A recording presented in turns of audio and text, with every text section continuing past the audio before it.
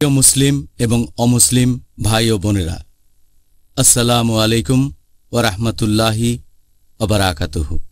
আমাদের স্রষ্টা মহান আল্লাহ তাআলার দয়া, শান্তি ও রহমত আপনাদের সবার উপরে বর্ষিত হোক। এই অনুষ্ঠানে স্বাগতম।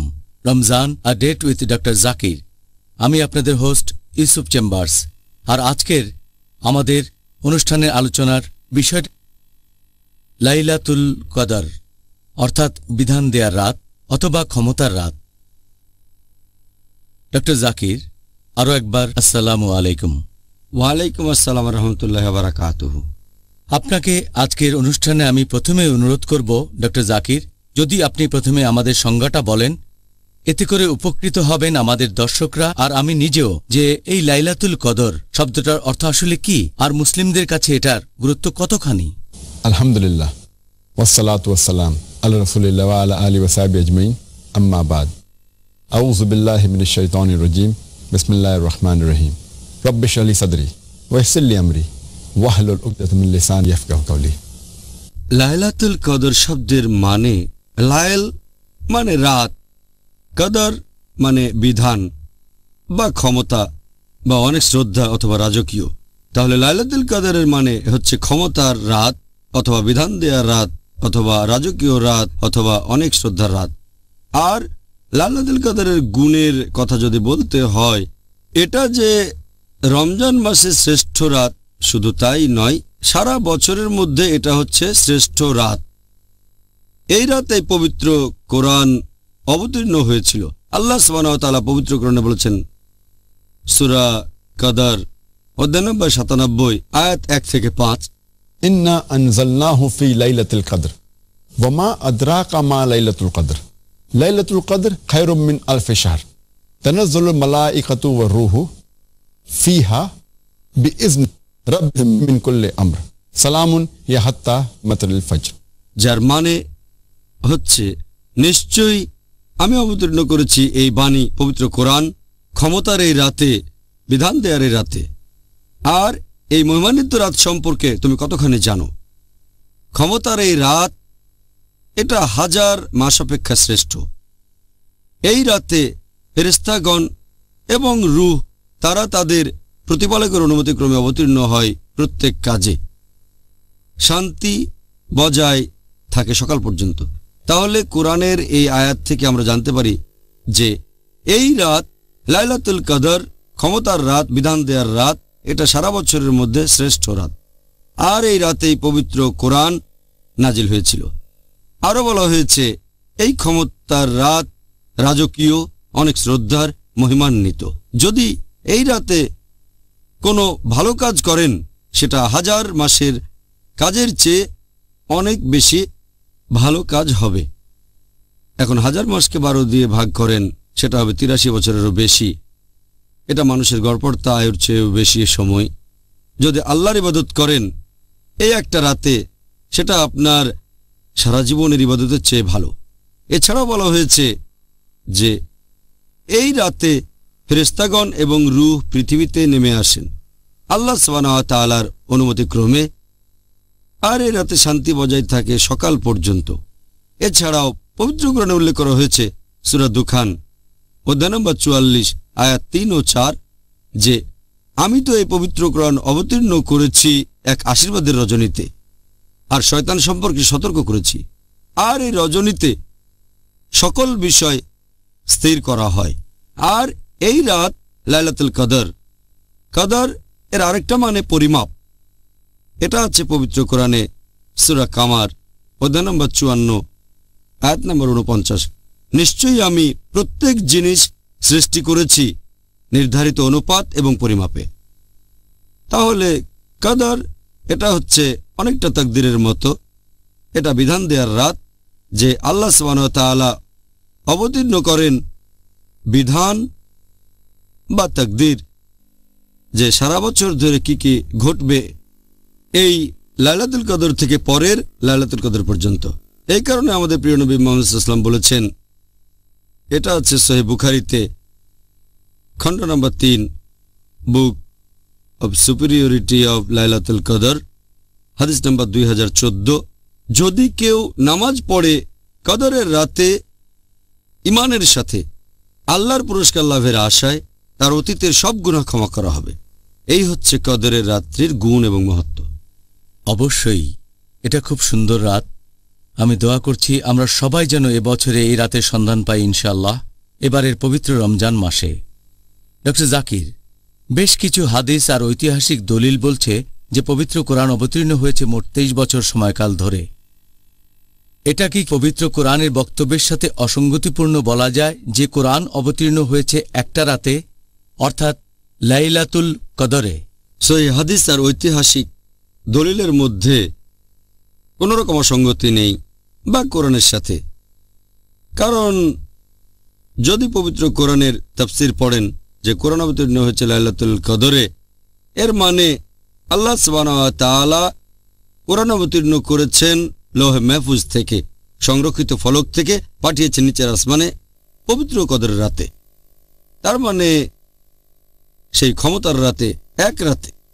আর তারপর সেই নিচের আসমান থেকে কোরআনের কিছু অংশ, কয়েকটা আয়াত একবারে যখন যতখানি প্রয়োজন সেভাবে নাজিল হয়েছে 23 হিজরি বছর ধরে। চান্দ্র বছরের হিসেবে 23 বছর, সৌর বছরের হিসেবে 22 বছরের একটু বেশি সময় ধরে। তাহলে অসঙ্গতি কিছুই নেই। কোরআন নাজিল হয়েছে এক রাতে সংরক্ষিত ফলক থেকে নিচের আসমানে, আর সেখান থেকে যখন যেরকম প্রয়োজন সেভাবে নাজিল হয়েছে মোট 23 বছর ধরে। আচ্ছা, ধন্যবাদ। তাহলে এখানে আসলে কোনো অসঙ্গতি নেই সত্যি বলতে। আর একইভাবে কদরের কথা যদি বলতে হয়, আল্লাহ সুবহানাহু ওয়া তাআলা তিনি তো সবকিছু সম্পর্কেই জানেন যে কখন কি ঘটবে, অতীত বর্তমান ভবিষ্যৎ। আর সেই ফলক থেকে তিনি কদরের রাতে ব্যাপারটা জানান ফেরেশতাগণকে যে আগামী বছরে কি কি ঘটনা ঘটবে, এই লাইলাতুল কদর থেকে পরের লাইলাতুল কদর পর্যন্ত। তাহলে ফেরেশতাগণ জানতে পারেন যে আগামী এক বছরে কি কি ঘটনা ঘটবে সেটা এই রাতে। তবে আল্লাহ তাআলা জানেন একেবারে অনন্তকাল পর্যন্ত। আচ্ছা, অনেক ধন্যবাদ, আপনি বুঝিয়ে দিলেন এখানে আসলে কোনো অসঙ্গতি নেই। এবার আপনি কি বলবেন এই লাইলাতুল কদর বা বিধান দেয়ার রাত আসলে কোনটা?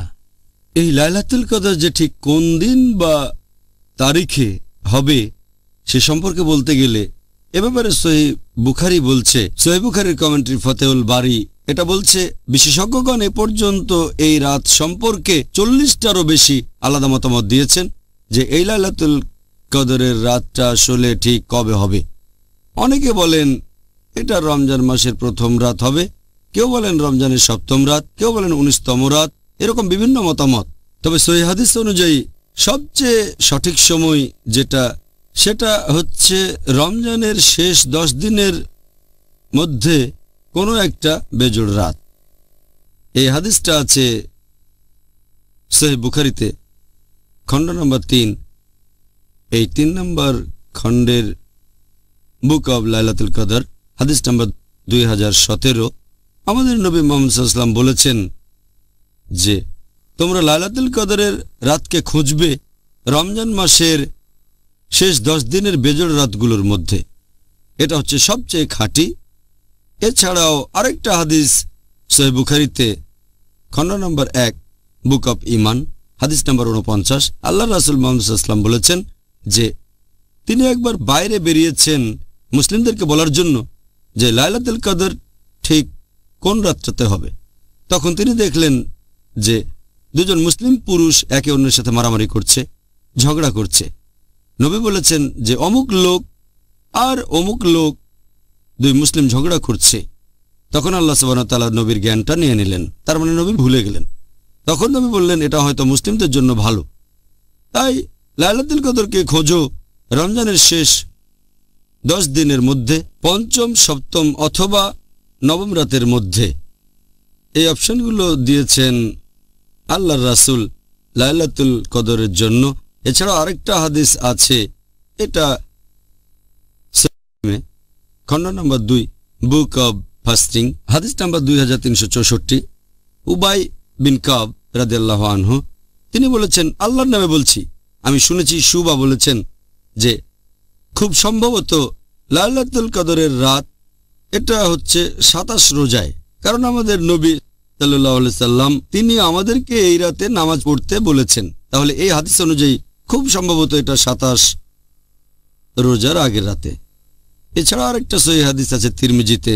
আমাদের নবী মুহাম্মদ সাল্লাল্লাহু আলাইহি ওয়াসাল্লাম বলেছেন, তোমরা লাইলাতুল কদরের রাতকে খুঁজবে 21 রোজার রাতে, 23 রোজার রাতে, 25-এর রাতে, 27-এর রাতে এবং রমজান মাসের শেষ রাতে।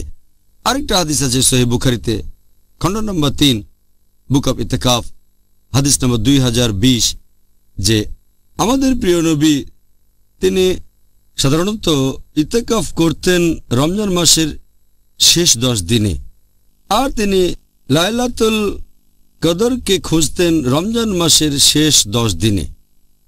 এছাড়াও আরও একটা হাদিস আছে সহিহ মুসলিমে, খণ্ড নম্বর 2, বুক অফ ফাস্টিং, হাদিস নাম্বার 2621, যে নবী মুহাম্মদ সাল্লাল্লাহু আলাইহি ওয়াসাল্লাম বলেছেন যে তোমরা কদরের রাতকে খোঁজো লাইলাতুল কদর শেষ 10 রাতে। যদি দুর্বল থাকো আর যদি রমজান মাসের প্রথম দিকের রাতগুলোতে না পারো তাহলে শেষ 7টা রাতের মধ্যে লাইলাতুল কদরকে খোঁজো। আরও একটা হাদিস আছে সহিহ বুখারীতে, খণ্ড নম্বর 3 নম্বর খণ্ডের বুক অব লাইলাতুল কদর, হাদিস নম্বর 2015। নবী মুহাম্মদ সাল্লাল্লাহু আলাইহি ওয়াসাল্লাম বলেছেন যে কদরের এই রাত এটা পড়বে রমজান মাসের শেষ 7টা দিনের ভেতরে। এরকম রেকর্ড থেকে আমরা জানতে পারি যে লাইলাতুল কদর এটা খুব সম্ভবত রমজান মাসের শেষ 7 দিনের ভেতরে। এই কারণেই বেশিরভাগ বিশেষজ্ঞ, এদের মধ্যে আছেন শেখ উতাইমি, শেখ বিন বাজ, বেশিরভাগ বিশেষজ্ঞই বলেছেন এটা কেউ জানে না যে লাইলাতুল কদরের সঠিক রাত কোনটা, এই মহিমান্বিত রাত কবে, সেটা কেউ জানে না। তবে এই রাতটা রমজান মাসের মধ্যেই আছে, আর খুব সম্ভবত রমজানের শেষ 10 রাতের ভেতরেই এটা পড়বে, আর খুব সম্ভবত রমজানের শেষ 10 রাতের মধ্যেই বেজোড় রাতগুলোর একটাতে, খুব সম্ভবত এটা হবে 27 রোজার রাতে। কেউ একেবারে সঠিকভাবে দিনটা বলতে পারে না, তবে নিশ্চয়ই ইনশাআল্লাহ এটা পড়বে রমজানের শেষ 10 রাতের মধ্যে, সম্ভবত রমজান মাসের শেষ 10 রাতের মধ্যে বেজোড় রাতগুলোতে।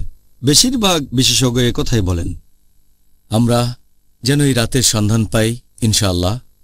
ডক্টর জাকির, আপনার মতে এই লাইলাতুল কদরের রাতকে গোপন করে রাখার কারণটা আসলে কি হতে পারে? আমরা এখানে যেটা ভাবতে পারি যে আল্লাহ সুবহানাহু ওয়া তাআলা কেন লাইলাতুল কদরের রাতটাকে এভাবে গোপন করে রেখেছেন, তার প্রথম কারণ হিসেবে বলতে পারি যে আল্লাহ সুবহানাহু ওয়া তাআলা চেয়েছেন আমরা দ্বিগুণ চেষ্টা করি যাতে আমরা আরো বেশি করে তার ইবাদত করতে পারি। এটাই প্রধান কারণ। যদি সঠিক দিনটা জানতাম তাহলে শুধুমাত্র সেদিন ইবাদত করতাম। 2 নম্বর, আল্লাহ সুবহানাহু ওয়া তাআলা যে কারণে এটা গোপন রেখেছেন সেটা হচ্ছে যাতে করে তিনি বুঝতে পারেন যে কারা সিরিয়াস বিশ্বাসী আর কারা সিরিয়াস না। সিরিয়াস বিশ্বাসী চেষ্টা করবে লাইলাতুল কদর যেন কোনোভাবে মিস না হয়ে যায়, সেই রমজান মাসের শেষ 10 দিনে বেশি করে ইবাদত করার চেষ্টা করবে, আর এছাড়া চেষ্টা করবে রমজানের শেষ 10 দিনে রাত জেগে ইবাদত করতে ভোর হওয়ার আগে পর্যন্ত। এভাবে সিরিয়াস আর নন সিরিয়াস বিশ্বাসীদের আলাদা করেছেন। এছাড়াও আল্লাহ সুবহানাহু ওয়া তাআলা আরো অনেক কিছু গোপন করে রেখেছেন। যেমন ধরেন, আল্লাহ সুবহানাহু ওয়া তাআলা বলেছেন যে যারা শুক্রবার আল্লাহর কাছে দোয়া প্রার্থনা করবে তাদের দোয়া কবুল করা হবে, কিন্তু আল্লাহ সঠিক সময়টা বলেননি, তাই শুক্রবারে অনেকে বেশিক্ষণ দোয়া করে। আরও একটা হাদিস আছে সহিহ বুখারীতে, খণ্ড নম্বর 3, হাদিস নাম্বার 2736। আমাদের নবী মুহাম্মদ সাল্লাল্লাহু আলাইহি ওয়াসাল্লাম বলেছেন যে আল্লাহর 99টা নাম আছে 100-1, আর যে এই নামগুলো জানে সে বেহেশতে যেতে পারবে। তবে আল্লাহ সুবহানাহু ওয়া তাআলা বা নবী 99টা নামের সবগুলো বলেননি, আর আমরা আল্লাহ সুবহানাহু ওয়া তাআলার যতগুলো নাম জানি সেগুলোই মনে রাখার চেষ্টা করি। আমাদের নবী বলেননি যে আল্লাহ তাআলার সবচেয়ে মহান নাম কোনটা, এমন হলে আমরাও আল্লাহ তাআলার সবগুলো নাম বলতে পারতাম। এছাড়াও আল্লাহ সুবহানাহু ওয়া তাআলা সব আউলিয়াগণের নাম বলেননি যারা আল্লাহ সুবহানাহু ওয়া তাআলার বন্ধু। কোরআন হাদিসে কিছু নাম বলা হয়েছে কিন্তু সবগুলো না, এমন হলে তাদের সবাইকে শ্রদ্ধা করতে পারতাম। এছাড়াও আল্লাহ সুবহানাহু ওয়া তাআলা আমাদের বলেননি কোন দিন আমরা মারা যাব। যদি আগে থেকে জানতাম 50 বছরে মারা যাব, তাহলে এখন একটু এনজয় করে নেই। 50 বছর আয়ু থাকলে শেষ কয়েক বছর অনুশোচনা করব। আমরা জানি না কখন মারা যাব, সেজন্য প্রস্তুত থাকবো। যদি এখনই মারা যাই, আমাদের হিসেবটা যেন পজিটিভ থাকে, আর তখন থেকে প্রস্তুত থাকব শেষ বিচারের দিনের জন্য। আমরা জানি না কখন মারা যাব, সেজন্য আমরা সব সময় ভালো কাজ করব যতটা করা সম্ভব। আর আল্লাহ সুবহানাহু ওয়া তাআলা এটাও বলেননি যে শেষ বিচারের দিন কোনটা। আল্লাহ পবিত্র কোরআনে বলেছেন সূরা লুকমান অধ্যায় নম্বর 31 আয়াত নম্বর 34 যে কিয়ামতের জ্ঞান শুধু আল্লাহর কাছে রয়েছে। তাই আমরা জানি না কবে মারা যাব অথবা কিয়ামত কবে, যাতে করে আমরা মেনে চলি আল্লাহ সুবহানাহু ওয়া তাআলার নির্দেশগুলো। এ কারণেই আল্লাহ সুবহানাহু ওয়া তাআলা লাইলাতুল কদরের রাতটা নির্দিষ্ট করে আমাদের বলেননি। আচ্ছা ডক্টর, তাহলে কারণটা জানা হলো। এখন আমি আপনার কাছে একটা ব্যাপারে একটু বিস্তারিতভাবে জানতে চাইব, আর আমার ধারণা আমাদের দর্শকরাও এই ব্যাপারটা সম্পর্কে জানতে চাইবেন যে আমরা মুসলিমরা ঠিক কোন নিয়মে এই রাতকে খুঁজব। হাদিসে ব্যাপারে গাইডলাইন দেওয়া আছে যে কিভাবে লাইলাতুল কদরকে খুঁজব। একটা হাদিস আছে সুনান আবু দাউদ খণ্ড নম্বর 1 বুক অব সালাহ হাদিস নম্বর 1370। আবু যর রাদিয়াল্লাহু আনহু তিনি বলেছেন যে আমরা আল্লাহর রাসূলের সাথে সাথে রমজানে রোজা পালন করতাম। নবী আমাদের নামাজ পড়ার জন্য কখনো ঘুম থেকে ডেকে তুলতেন না, শুধুমাত্র রমজান মাসের শেষ 7টা রাতে, সে সময় রাতের প্রথম তৃতীয়াংশে নামাজ পড়তাম। ষষ্ঠ রাতে তিনি আমাদের ঘুম থেকে ডেকে তুলতেন না, আর তারপর পঞ্চম রাতে তিনি আমাদের ঘুম থেকে ডেকে তুলতেন। আমরা নামাজ পড়তাম মাঝরাত পর্যন্ত। আর নবীর যখন যাওয়ার সময় হতো, সাহাবেগণ বলতেন, আপনি আমাদের সাথে সারা রাত নামাজ পড়লেন না কেন? তখন নবী বলতেন, ইমাম যতক্ষণ পড়ান ততক্ষণ নামাজ পড়লে ধরে নেওয়া হবে তোমরা সারা রাত পড়েছ। এছাড়াও আরেকটা হাদিস আছে সহিহ বুখারীতে খণ্ড নম্বর 3 নম্বর খণ্ডে বুক অব লাইলাতুল কদর হাদিস নাম্বার 2014 যে কেউ যদি নামাজ পড়ে লাইলাতুল কদরের রাতে পূর্ণ ঈমান নিয়ে আল্লাহর কাছে পুরস্কারের আশায়, তার আগের সব গুনাহ ক্ষমা করা হবে। এছাড়াও একটা হাদিস আছে তিরমিজিতে হাদিস নাম্বার 3512। হযরত আয়েশা রাদিয়াল্লাহু আনহা আমাদের নবীর স্ত্রী, তিনি আমাদের প্রিয় নবীকে জিজ্ঞেস করলেন যে আমি যদি লাইলাতুল কদর খুঁজে পাই তখন কি করব?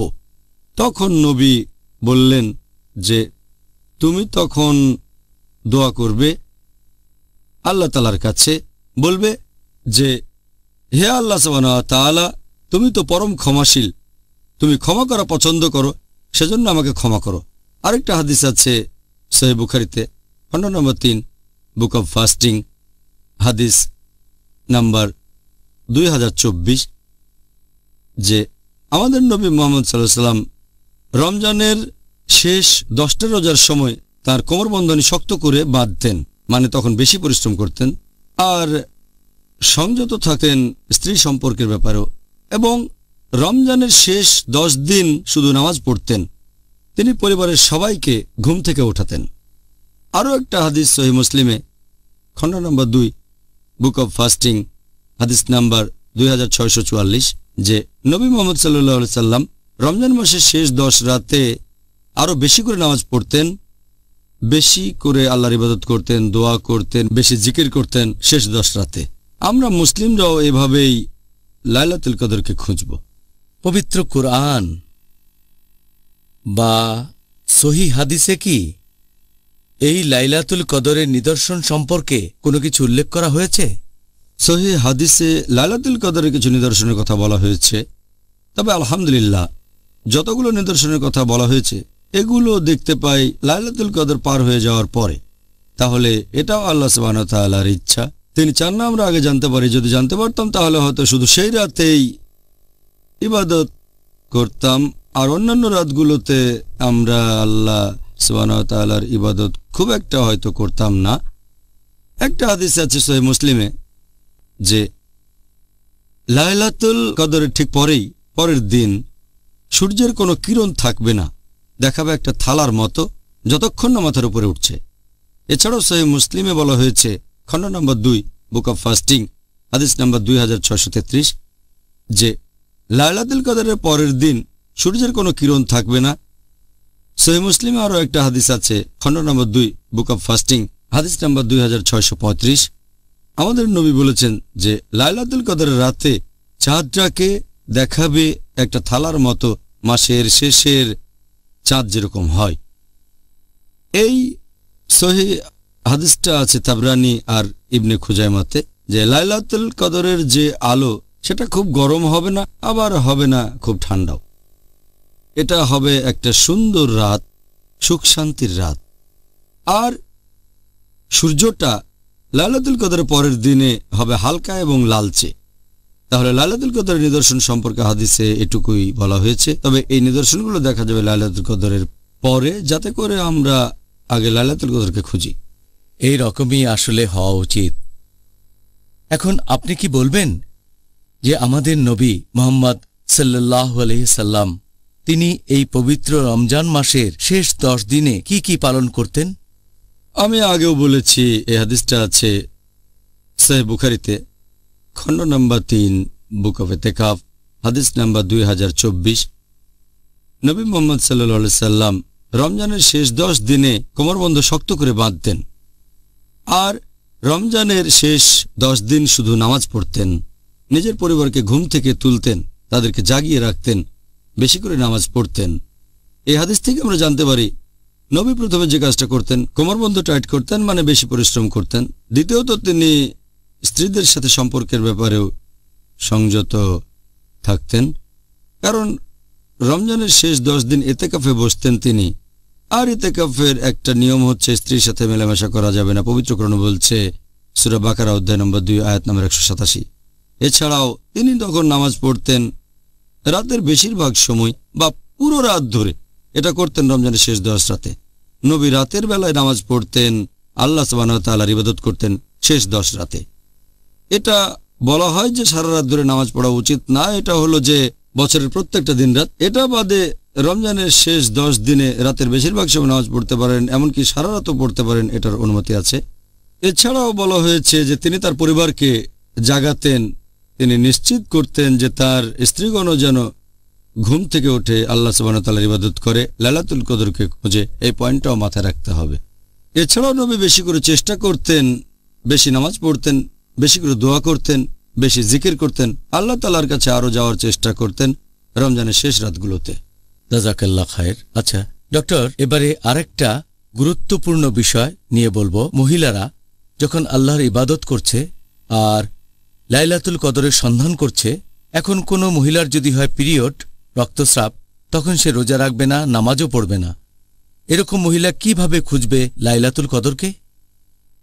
রজস্রাব হওয়া মহিলাদের কথা যদি বলতে হয়, তারা সব ধরনের ইবাদতই করতে পারবেন, সব ধরনের উপাসনা। রজস্রাব হওয়ার সময় পারবেন না নামাজ পড়তে, রোজা রাখতে, কাবার চারপাশে প্রদক্ষিণ করতে আর ইতিকাফ করতে। ইবাদতের এই 4টা কাজ বাদে রজস্রাব হওয়া মহিলা সব ধরনের ইবাদত করতে পারবে।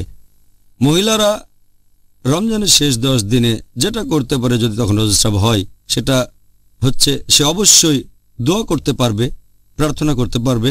আমাদের নবী বলেছেন, হাদিসটা আছে তিরমিজিতে 2370 নম্বর হাদিস, যে প্রার্থনা করা, দোয়া, এটা হচ্ছে শ্রেষ্ঠ ইবাদতগুলোর একটা। আর দোয়া একটা ইবাদত। আল্লাহর কাছে ক্ষমা প্রার্থনা করতে পারে, বলবে আস্তাগফিরুল্লাহ, আমি আল্লাহ তাআলার কাছে ক্ষমা চাচ্ছি। আর একটা হাদিসে হযরত আয়েশা রাদিয়াল্লাহু আনহা বলেছেন, এটার উল্লেখ আছে তিরমিজিতে, হাদিস নাম্বার 3512, যে হযরত আয়েশা রাদিয়াল্লাহু আনহা নবী সাল্লাল্লাহু আলাইহি সাল্লামকে জিজ্ঞেস করলেন যে যদি তিনি জানেন আজকের রাতে লাইলাতুল কদর, তাহলে তিনি কি করবেন? নবীজি তখন উত্তরে বললেন যে তুমি আল্লাহ তাআলার কাছে ক্ষমা প্রার্থনা করবে আর বলবে যে তুমি তো পরম ক্ষমাশীল, তুমি ক্ষমা করা পছন্দ করো, সেজন্য আমাকে ক্ষমা করো। তাহলে আল্লাহর কাছে ক্ষমা প্রার্থনা করাটাও সেরা ইবাদতের মধ্যে পড়ে। এছাড়াও রজস্রাব হওয়া মহিলারা যেটা করতে পারে রোজার শেষ 10 দিনে, সেটা হচ্ছে জিকির। যেমন ধরেন সে সময় বলতে পারে সুবহানাল্লাহি ওয়ালহামদুলিল্লাহি ওয়া লা ইলাহা ইল্লাল্লাহু আল্লাহু আকবার, যার মানে সকল মহিমা আল্লাহর, সকল প্রশংসা আল্লাহর, আল্লাহ সুবহানাহু ওয়া তাআলা ব্যতীত আর কোনো উপাস্য নেই এবং আল্লাহ সর্বশক্তিমান। আরও পড়তে পারে সুবহানাল্লাহি বিহামদি, মানে সকল মহিমা আল্লাহর এবং সকল প্রশংসা আল্লাহর। এছাড়াও পড়তে পারে সুবহান আল্লাহ ওয়াল আযীম, যে সকল প্রশংসা আল্লাহর, তিনিই মহান। তাহলে জিকির করতে পারবেন, যত বেশি জিকির করতে পারবেন ততই ভালো। এছাড়াও তারা পবিত্র কোরআন তেলাওয়াত করতে পারবে, কোরআনের অনুবাদ পড়তে পারবে। তাহলে এই সব ইবাদত করার মাধ্যমে তারা এই রাতে আল্লাহর কাছাকাছি আসতে পারবে। জাযাকাল্লাহ খায়ের। এবারে আমি আপনাকে দর্শকদের পাঠানো বেশ কয়েকটা প্রশ্ন করব আজকের টপিকের উপর। প্রথম প্রশ্ন, সেটা হলো, যদি আল্লাহ সবার ভাগ্য ঠিক করে দেন, তারপর আমি যদি কোনো পাপ করি, এখন দোষ দেব কাকে? আমার ভাগ্যে যদি লেখা থাকে যে আমি খুন করব, তারপর একদিন খুন করে ফেললাম, তবে এই কাজটার জন্য তো আসলে আমি কখনোই দায়ী হব না, কারণ আল্লাহ আমার ভাগ্যে এগুলো লিখে রেখেছেন। সেই জন্য দায়ী হবেন আল্লাহ। তাহলে আমাকে কেন সেটার জন্য শাস্তি পেতে হবে? এখন আপনার এই প্রশ্নটার উত্তর যদি বলতে হয়, এটা বেশ কমন প্রশ্ন, অনেকেই করে থাকে, বিশেষ করে অমুসলিমরা, যে আল্লাহ সুবহানাহু ওয়া তাআলা ভাগ্য ঠিক করে দিয়েছেন, আর এটা বোঝা একটু কঠিন। আমি আপনাদের বোঝার জন্য উদাহরণ দিচ্ছি যে আল্লাহ সুবহানাহু ওয়া তাআলার আছে ইলমে গায়েব, অদৃশ্য জিনিস সম্পর্কে জ্ঞান, তিনি ভবিষ্যৎ জানেন। একটা উদাহরণ দেই। ধরেন একটা ক্লাসে একজন টিচার আছেন যিনি ছাত্রদের পড়ান। 1 বছর যাওয়ার পরে, পরীক্ষা শুরু হওয়ার আগে, টিচার অনুমান করলেন যে এই ছেলেটা পরীক্ষায় ফার্স্ট ক্লাস ফার্স্ট হবে, এই ছেলেটা সেকেন্ড ক্লাস পাবে, এই ছেলেটা পরীক্ষায় ফেল করবে। যখন পরীক্ষা হয়ে গেল, তারপর রেজাল্ট বের হলো, ছাত্র এ ফার্স্ট ক্লাস ফার্স্ট হলো, ছাত্র বি পেল সেকেন্ড ক্লাস, ছাত্র সি ফেল করল।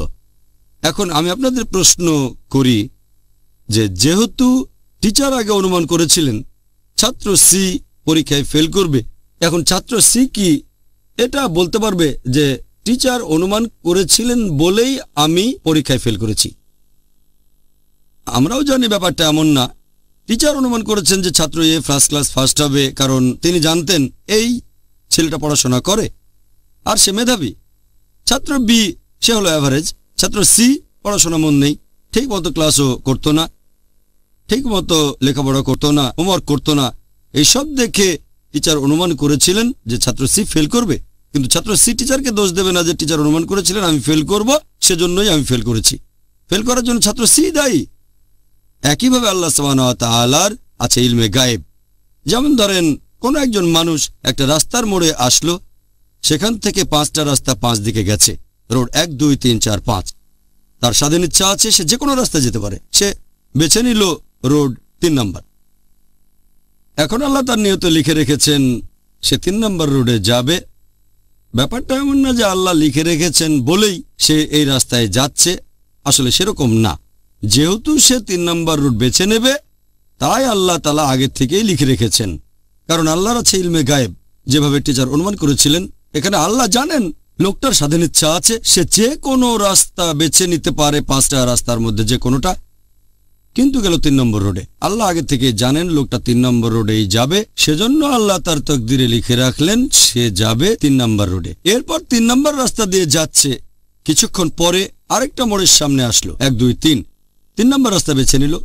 যেহেতু সে 3 নম্বর রাস্তা বেছে নেবে, আল্লাহ এটা আগে থেকে জানতেন, তারা আছে ইলমে গায়েব। আল্লাহ লিখলেন কিছুক্ষণ সময় পরে লোকটা আরেকটা মোড়ে আসবে, আর সে লোকটা আবার 3 নম্বর রাস্তাটা বেছে নেবে। ব্যাপারটা এমন না যে আল্লাহ তার তকদিরে লিখেছেন 3 নম্বর রাস্তায় যাবে, এজন্যই সে 3 নম্বর রাস্তায় যাচ্ছে।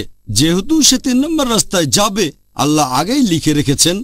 এটা বোঝা একটু কঠিন, তবে আল্লাহ তাআলার রয়েছে ইলমে গায়েব। একইভাবে একজন লোক যদি জীবিকা উপার্জন করতে চায়, তার সামনে অনেক উপায় আছে। হয় সে চেষ্টা করে যেতে পারে, পরিশ্রম করতে পারে, কোনো সৎ কাজ করে টাকা উপার্জন করতে পারে, অথবা ডাকাতি করতে পারে, চুরি করতে পারে।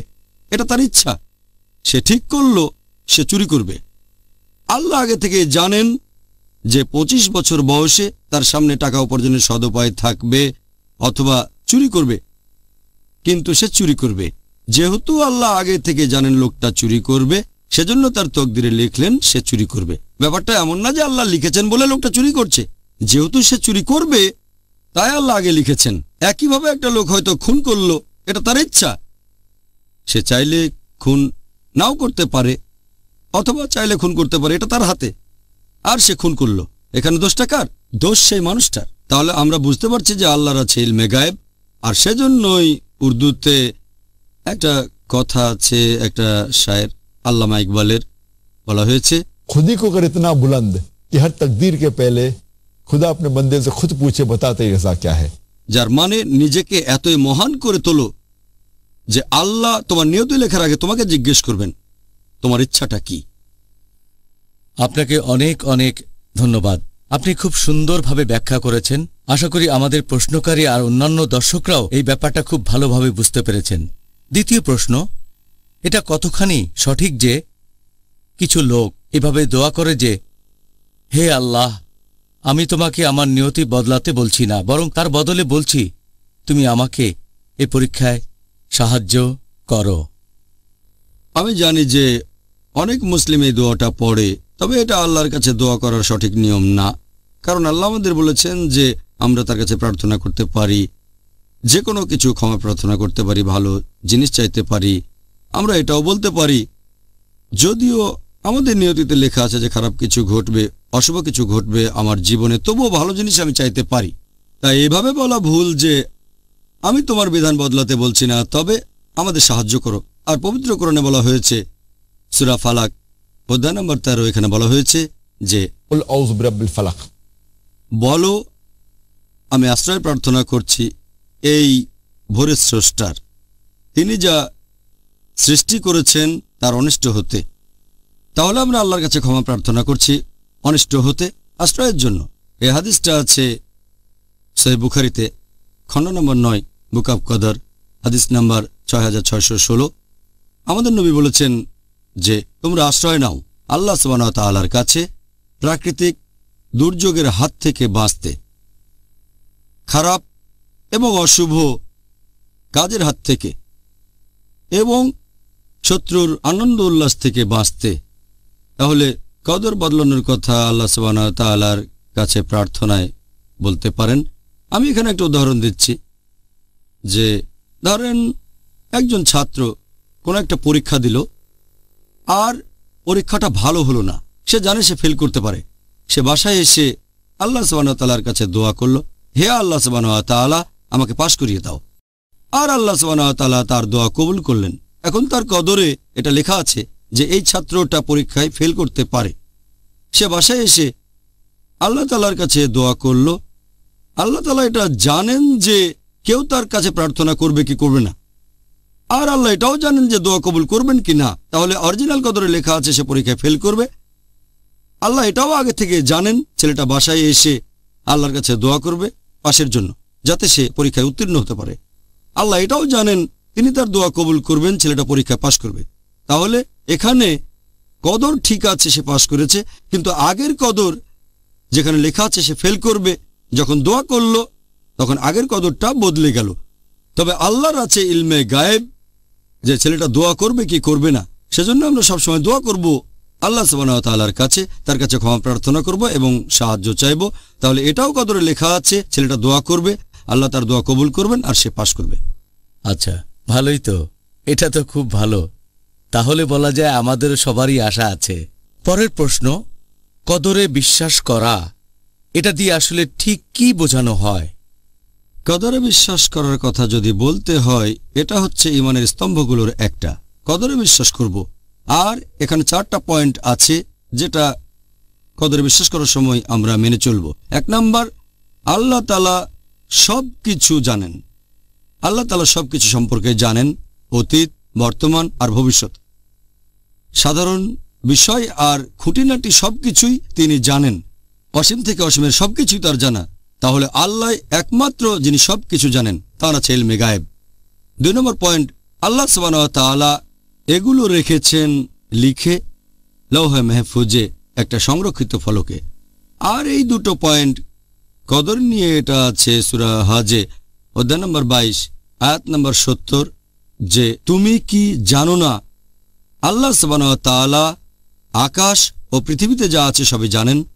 নিশ্চয়ই সকলে আছে একটা কিতাবে, আর তার নিকট এটা সহজ। তাহলে 1 নম্বর, আল্লাহ সবকিছু জানেন। 2 নম্বর, এটা রেকর্ড করা আছে সূরা হজে অধ্যায় নম্বর 22 আয়াত নম্বর 70। সহিহ মুসলিমের একটা হাদিস, খণ্ড নম্বর 4, বুক অফ কদর, হাদিস নাম্বার 6416, যে আল্লাহর রাসূল বলেছেন, আল্লাহ পৃথিবী ও আকাশমণ্ডলী সৃষ্টির 50,000 বছর আগে বিশ্বজগৎ সৃষ্টির নির্দেশ দিয়েছেন। এছাড়াও একটা হাদিস আছে সুন্নান আবু দাউদে, খণ্ড নম্বর 3, হাদিস নাম্বার 4683, যে আল্লাহ সুবহানাহু ওয়া তাআলা প্রথমে সৃষ্টি করলেন একটা কলম, আর সেটাকে বললেন লেখো।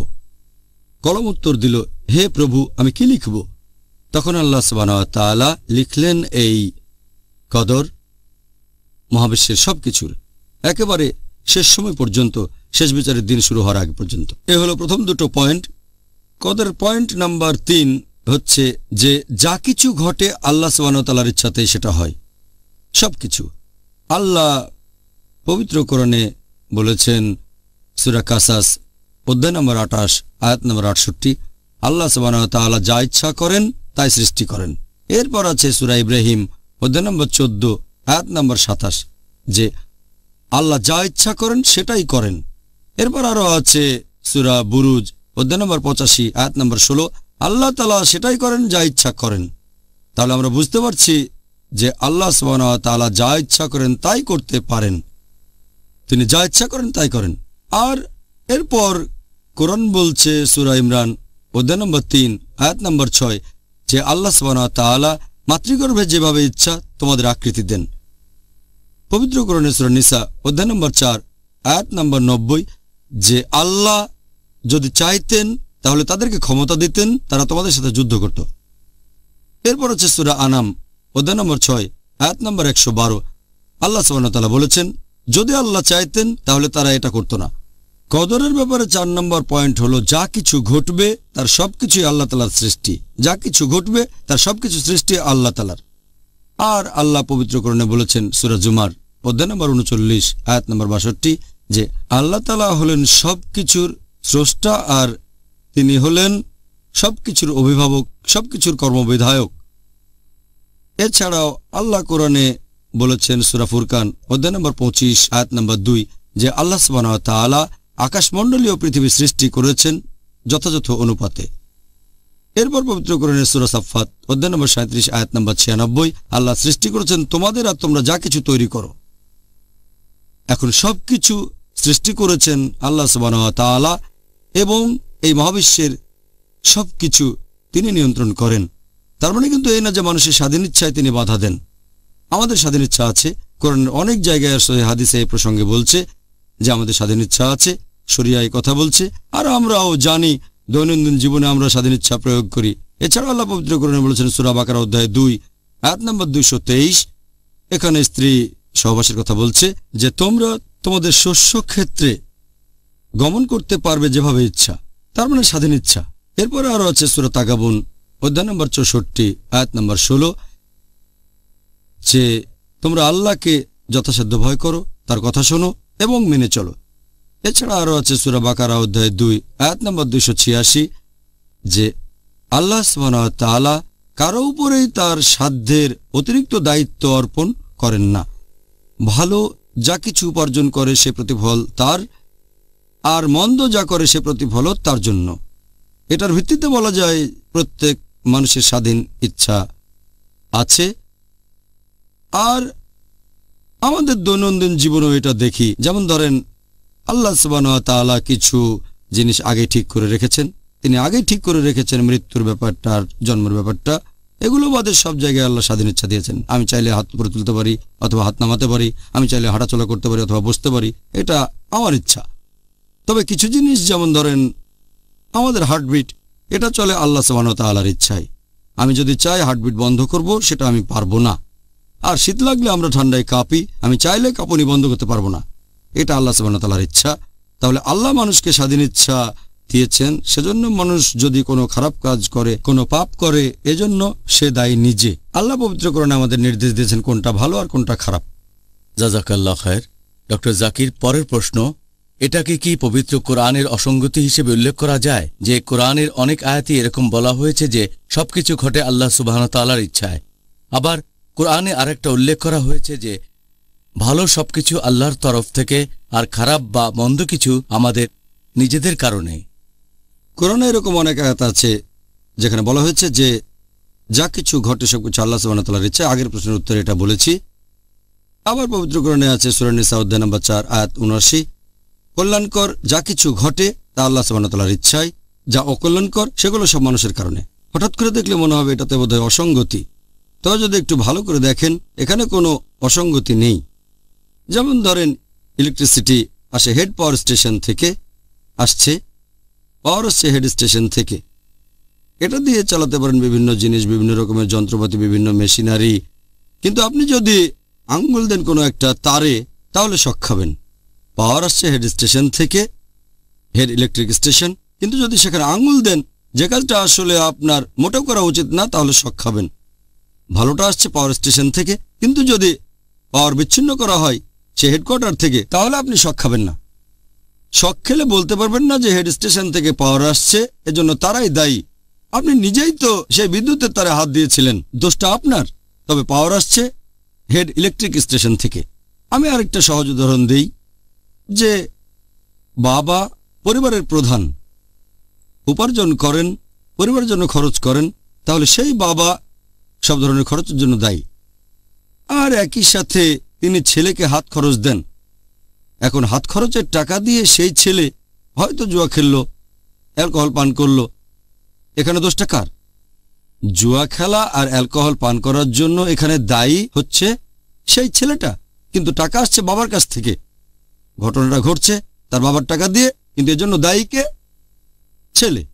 একইভাবে সবকিছু আল্লাহ সুবহানাহু ওয়া তাআলার ইচ্ছাতেই হয়, তবে ভালো কিছু ঘটলে সেটা আল্লাহ সুবহানাহু ওয়া তাআলার কাছ থেকে, খারাপ কিছু আমাদের নিজেদের কারণে। আশা করি এই উদাহরণে আপনারা এটা বুঝতে পারবেন যে এই আয়াত দুটোতে কি বলা হয়েছে এটা অসঙ্গতি নয়, বরং এখানে পরিষ্কার করা হয়েছে। আচ্ছা, ধন্যবাদ ডক্টর জাকির, আপনি খুব সুন্দরভাবে উত্তর দিয়েছেন আর আমাদের দর্শকরাও এটা ভালোভাবে বুঝতে পারবেন ইনশাআল্লাহ। ডক্টর জাকির, আজকের অনুষ্ঠানে আপনার কাছে আমার শেষ প্রশ্ন হচ্ছে যে একজন মুসলিমের জীবনে কোনো বিপর্যয় আসলে সে তখন কিভাবে তার সামনে দাঁড়াবে? তার নিয়তিতে লেখা এই বিপর্যয়কে সে কিভাবে মোকাবেলা করবে? এ ব্যাপারে আগেও বলেছি, যখন একজন মানুষের জীবনে কোনো বিপর্যয় এসে হাজির হয় সেটা হয় একটা পরীক্ষা নয়তো একটা শাস্তি। যদি এটা হয় শাস্তি, একথা আছে সূরা হুদ অধ্যায় 11 আয়াত 82, আল্লাহ সুবহানাহু ওয়া তাআলা 2 জনপদকে উল্টে দিয়েছিলেন কওমে লূত এবং তাদের উপর ক্রমাগত প্রস্তর কঙ্কর বর্ষণ করেছিলেন। তার মানে এটা ছিল শাস্তি। যদি শাস্তি হয়ে থাকে তাহলে সেই লোক আল্লাহ তাআলার কাছে ক্ষমা প্রার্থনা করবে এবং তওবা করবে। সেই খারাপ কাজ করা তখনই বন্ধ করবে, পাপ থেকে বিরত থাকবে, প্রতিজ্ঞা করবে যে আর কখনো করবে না।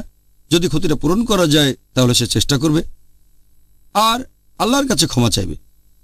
যদি এটা হয় একটা পরীক্ষা, আল্লাহ কোরআনে বলেছেন সূরা বাকারা অধ্যায় নম্বর 2 আয়াত নম্বর 155 যে নিশ্চয়ই তোমাদের পরীক্ষা করব কিছু ভয় এবং ক্ষুধা দিয়ে এবং ধন সম্পদ, জীবন আর ফল ও ফসলের ক্ষয়ক্ষতি দিয়ে, এবং শুভ সংবাদ দাও তাদেরকে যারা ধৈর্যশীল ও অধ্যবসায়ী। এরপর পবিত্র কোরআনে আছে সূরা বাকারা অধ্যায় নম্বর 2 আয়াত 156 যে বিপদে পড়লে তারা বলে ইন্না লিল্লাহি ওয়া ইন্না ইলাইহি রাজিউন, আমরা তার কাছ থেকে এসেছি, তার কাছে ফিরে যাব। এখানে তাদের কথা বলা হয়েছে যারা বিশ্বাসী। যদি কোনো রকম বিপর্যয় আসে, যদি সে ভুল করে অথবা যদি সে কোনো পাপ কাজ করে তাহলে তওবা করবে আর ক্ষমা প্রার্থনা করবে। যদি পরীক্ষা হয় তাহলে সে ধৈর্য ধরে থাকবে আর সে তখন সবুর করবে আর বলবে ইন্না লিল্লাহি ওয়া ইন্না ইলাইহি রাজিউন।